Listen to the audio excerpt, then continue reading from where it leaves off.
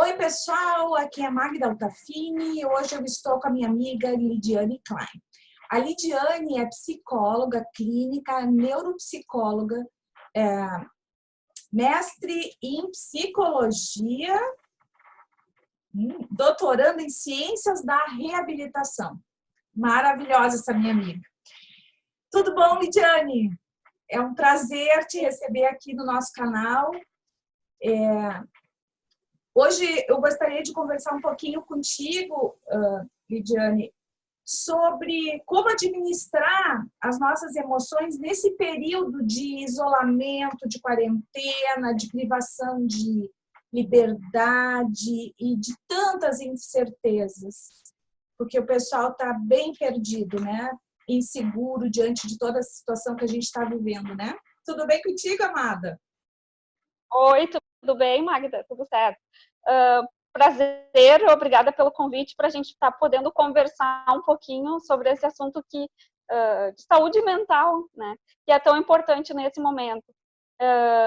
Eu penso que algumas pessoas têm deixado essa saúde mental nesse momento para um segundo plano, mas é muito importante que, frente a tudo isso que a gente está vivenciando, que a gente possa olhar para a saúde mental da gente também nesse tempo, não deixar ela em segundo plano, que é realmente muito importante.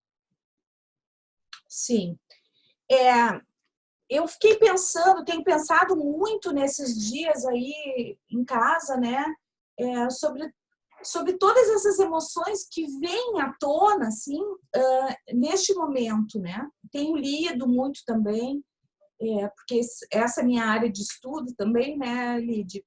E pelo que eu tenho lido e pela experiência também que eu tenho, a partir da segunda semana que essas questões começam a ficar mais afloradas, né? Porque na primeira semana, tá, que bom, vou estar em casa, vou curtir, vou arrumar os armários, vou ver todas as séries. Na segunda semana começa a cair na realidade, assim. Né? Isso é posso, isso é normal, é esperado, assim, que numa primeira semana a gente ainda está num processo de adaptação a tudo que está acontecendo, então as pessoas vão fazer suas atividades de casa, né? Tem arrumar o guarda-roupa, fazer aquela faxina que estava precisando, vão se inserir em algumas atividades. Mas a partir do momento que o tempo vai passando e que a gente vai vendo que a situação é de uma gravidade importante e que daqui a pouco a quarentena não tem uma data fixa para terminar, os sentimentos eles vão brotando, aflorando de forma muito mais forte, né, nesse momento, assim. E são vários os sentimentos que a gente sente nesse momento, frente a todo esse panorama que nem tu falaste, assim, de incerteza. A gente não sabe quando que vai acabar a quarentena, se o nosso cenário vai ser, por exemplo, parecido com o da Itália, como que vai ficar a economia do país, como que vai ficar as minhas finanças. São tantas coisas para a gente dar conta e a gente também não teve um tempo muito grande para se adaptar a tudo isso. Né? Nós, enquanto seres humanos, a gente precisa, o nosso psiquismo ele precisa de um tempo para ir se adaptando com as situações. E foi muito rápido. Então, nessa rapidez, as pessoas ainda estão se adaptando a tudo isso que está acontecendo. E aí são vários os sentimentos que acabam, as emoções que acabam brotando nesse momento, como o sentimento de medo. Quem não está com medo nesse momento, né? Sim, e o medo acaba... O medo pode ser numa proporção maior ou menor, enfim, cada um sabe das suas questões, mas eu acho que o medo é algo que está presente em todo mundo. O medo, esse medo com questão, a gente pode pensar com relação ao futuro, ele também pode trazer para a gente um sentimento de ansiedade também. A gente fica muito ansioso, aí traz angústia, aí com tudo isso daqui a pouco a gente fica irritado por algumas questões. Então, várias coisas, e vendo tudo o que está acontecendo, aí já vem um sentimento de tristeza, e aí pode entrar num quadro depressivo. Enfim, são várias emoções que, nesse momento, estão repercutindo no nosso psiquismo e que muitas vezes a gente não consegue compreender e dar conta disso tudo. mas é importante que a gente, ninguém melhor do que a gente para se conhecer e saber se a gente está dando conta ou não dessa situação. Então, é importante que a gente, nesse processo de autoconhecimento, olhe para dentro de si e consiga reconhecer o que eu estou sentindo nesse momento. Eu estou com medo disso, disso, disso. Eu estou, por exemplo, assim, o que é a ansiedade, né? A ansiedade é um excesso de futuro que a gente fala. A gente não sabe o que vai acontecer no futuro, então a gente fica ansioso com relação a isso. Isso está claro. Mas a gente poder estar nomeando esses sentimentos que a gente está sentindo, isso é fundamental nesse momento. Assim. Sabe o que eu percebo nos meus estudos também? Eu tenho estudado muito as emoções, né? Porque eu estudo psicologia positiva, e na psicologia positiva, um dos estudos são o reconhecimento das emoções, né? Tanto as emoções positivas quanto as emoções negativas, enfim. E nesses meus estudos e na experiência que eu tenho de consultório, de muitos anos de consultório, eu percebo que as pessoas não sabem diferenciar, inclusive, as emoções. Então, eu gostaria de fazer uma revisãozinha contigo, assim, de algumas emoções que tu citaste agora. Por exemplo, medo, né? Medo, a gente sabe que é uma emoção primária, né? Que é necessária para a nossa sobrevivência, né? A gente já tem... A gente fala, inclusive, que todas as emoções não existe por si só emoções negativas. Todas as emoções, elas são positivas e elas têm um propósito. Tem um porquê. Isso. Tem um porquê que elas estão ali. Se eu não tiver medo, o medo, ele nos protege a nossa vida. Se eu não tiver medo nesse momento de daqui a pouco contrair o coronavírus, eu vou me colocar em risco. Então, exatamente, nesse momento, o medo é protetivo. E aí tem todas as outras questões que estão atreladas a essa questão do medo, que é a forma que eu lido com esse meu medo. A gente pode pensar todas as emoções como se fosse um rádio. E aí, esse rádio, se tiver com uma música muito alta ou muito baixa, o que eu vou precisar fazer? Eu vou precisar ajustar para que fique confortável para mim.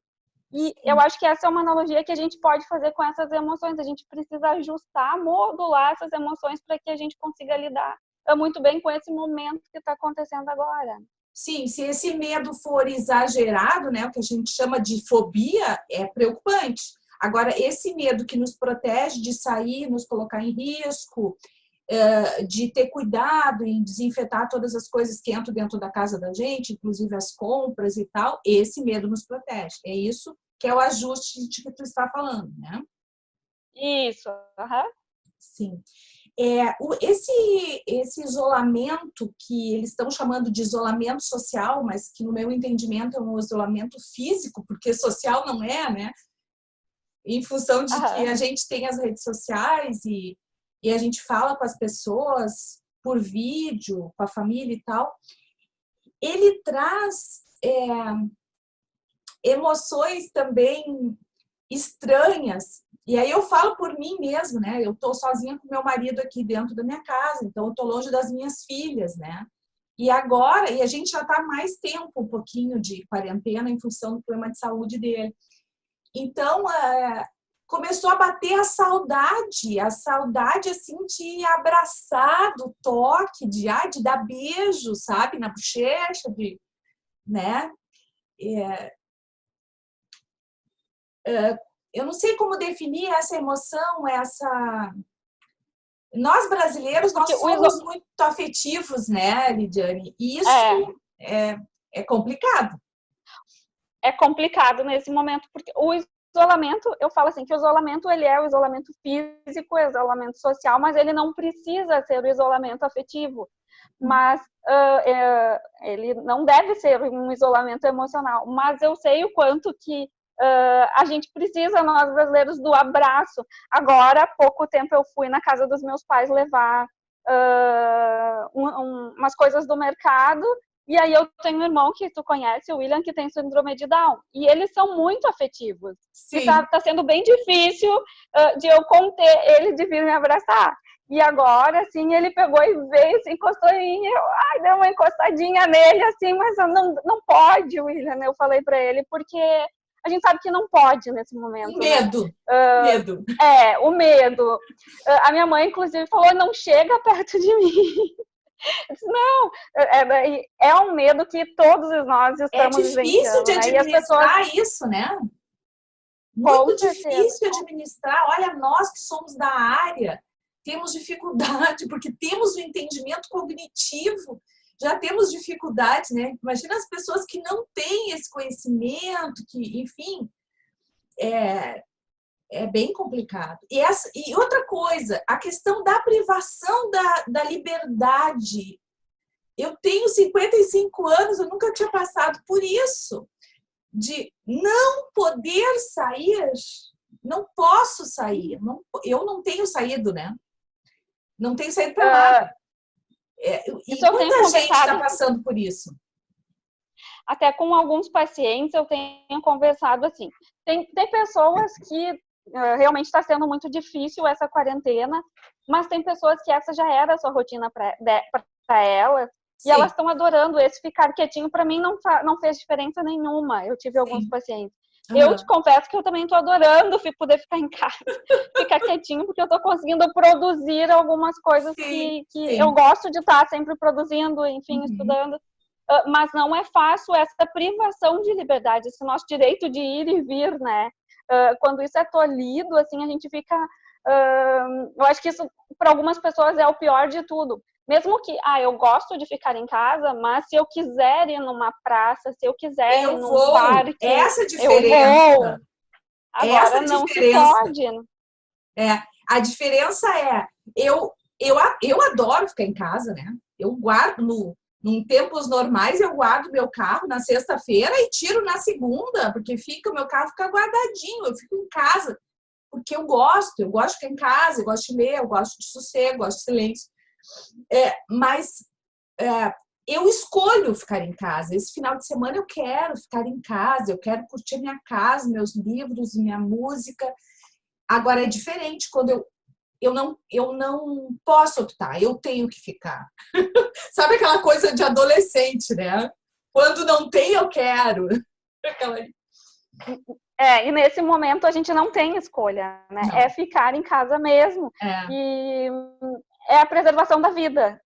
Que isso é o que está em voga, que tem maior importância nesse momento. E a gente tem que saber que esse período vai passar. Não sei quanto tempo vai ser a nossa quarentena, a gente não sabe, né, o que vai acontecer ali na frente, mas isso tudo vai passar. Só que a gente tem que ter paciência também, né? Isso não é fácil, porque muitas coisas, a vida segue, as contas vêm, as pessoas precisam comer, as pessoas precisam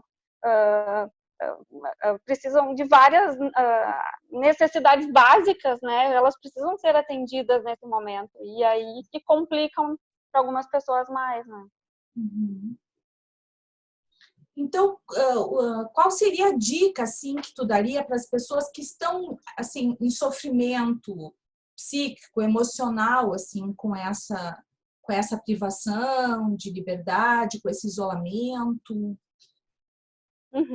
Primeiro, assim, para dois públicos diferentes, eu acho que eu vou falar. Primeiro, para o público, aquele que já tem alguma questão psíquica, já tem um acompanhamento por depressão, por ansiedade, por pânico, por toque, enfim. Essas pessoas, elas precisam, ou que já tiveram em alguma etapa da vida, elas precisam ficar mais atentas, porque nesse momento é propício que se agrave esse quadro dela. Então, isso é uma questão.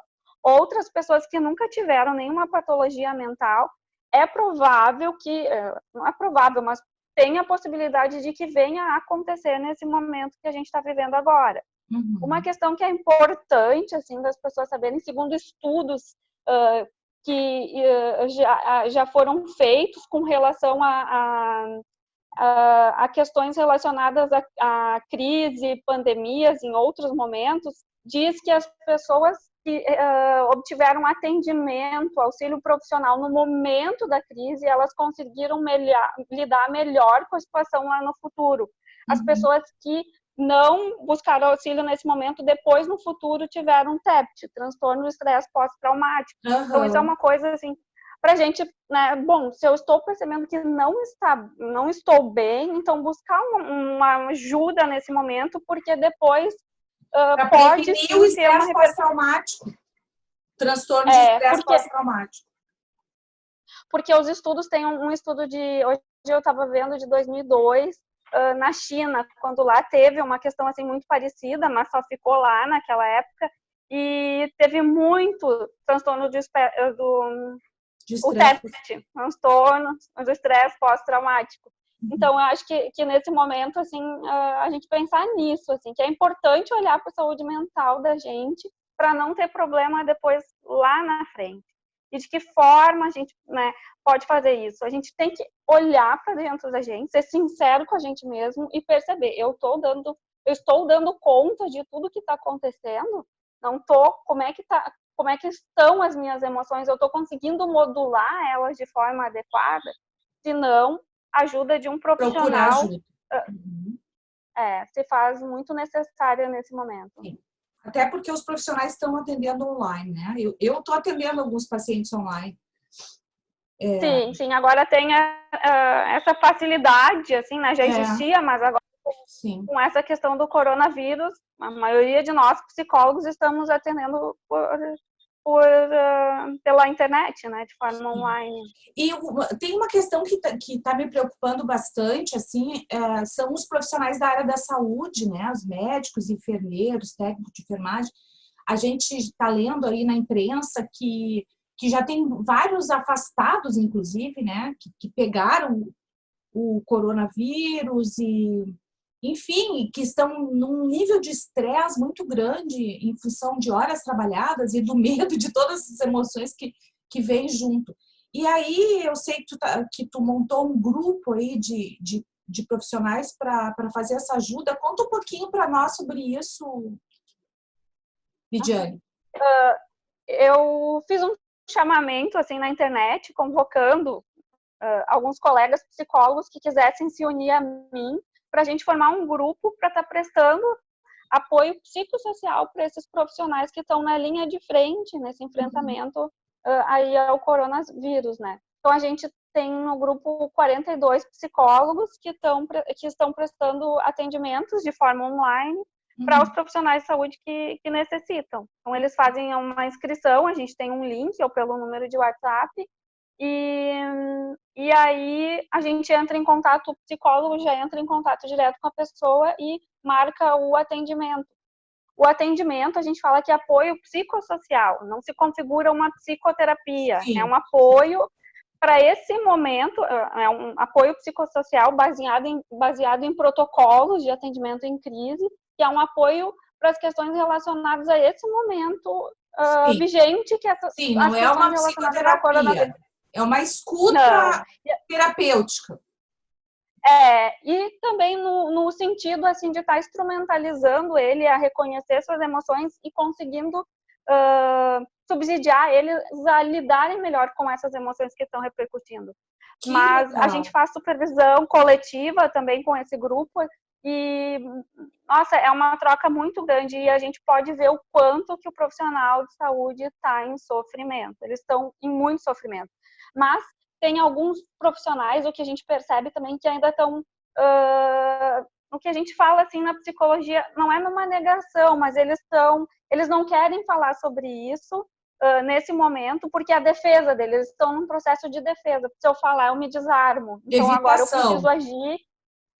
E aí depois, lá no futuro, que vai vir as questões. Acredito que vai ter muitos atendimentos depois no futuro, mas agora as pessoas sabem que tem que arremangar as mangas e fazer o que tem que fazer. Eu vejo que também tem uma linha assim, de profissionais que não quer falar sobre isso, não, vamos trabalhar, fazer o que tem que ser feito nesse momento, e aí depois a gente vê o que acontece. Eu entendo. Sim. É que cada um reage de uma forma diferente, né? Diante de uma crise, né? Nós, né, seres humanos, cada um a gente tem vivências anteriores que nos configuram e cada um de nós vai agir de uma forma singular um do outro, né? E essa é uma situação que é sem precedente, nunca existiu isso. Então, ninguém talvez nunca pensou que estaria passando por essa situação. E é a primeira vez que a gente está nessa situação e que a gente tem que aprender agora a lidar com isso tudo. E algumas pessoas, elas não possuem recursos internos para estar lidando com isso, né? Porque não é que veio o coronavírus e estava todo mundo com as suas vidas certinhas. Não, todo mundo já tinha problemas, todo mundo... A gente sabe que tem muita gente que precisa de terapia e acaba não buscando. Então, é mais um agregador aí em todas as questões que já existia.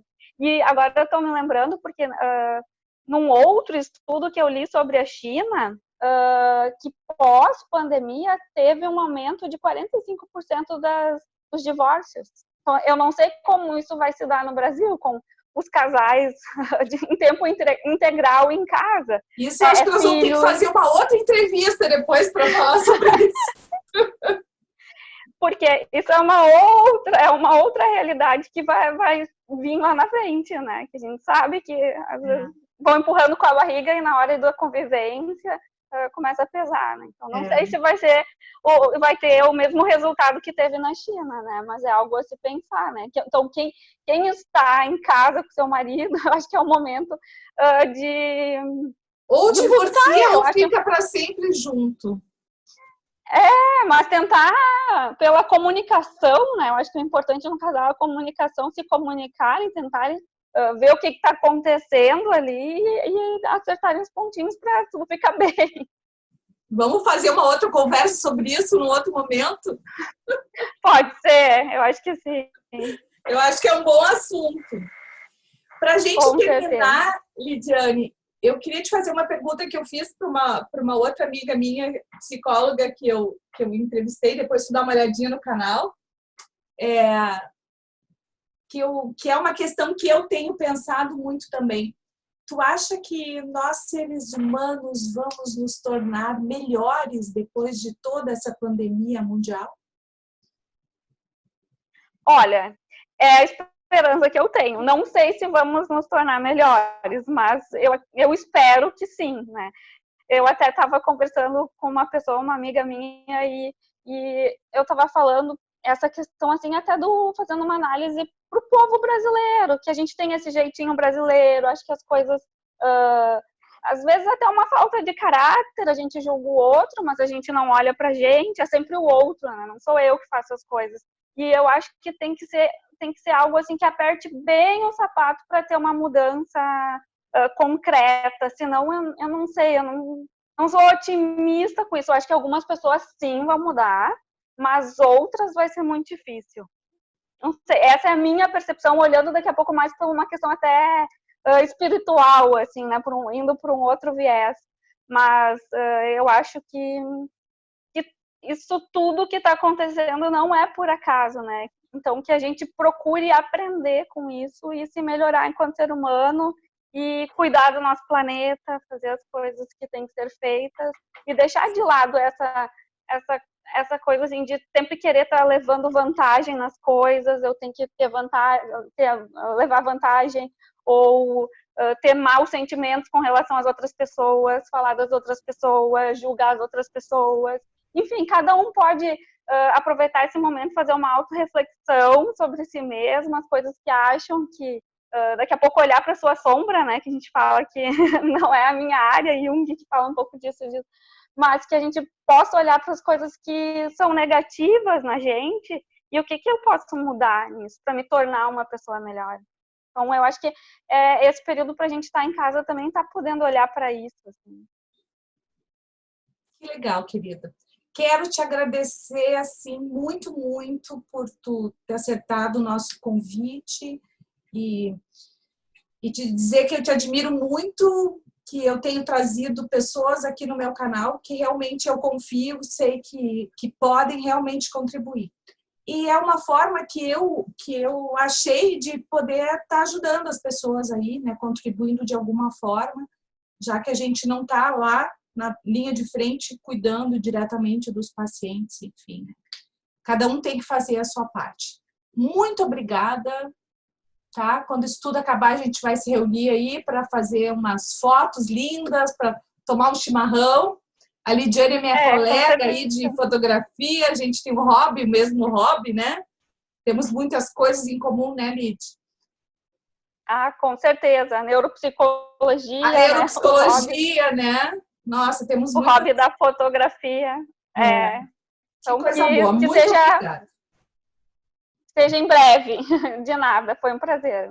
Que passe bem, bem rápido isso, com os menores danos possível, né? Com certeza. Tá bom?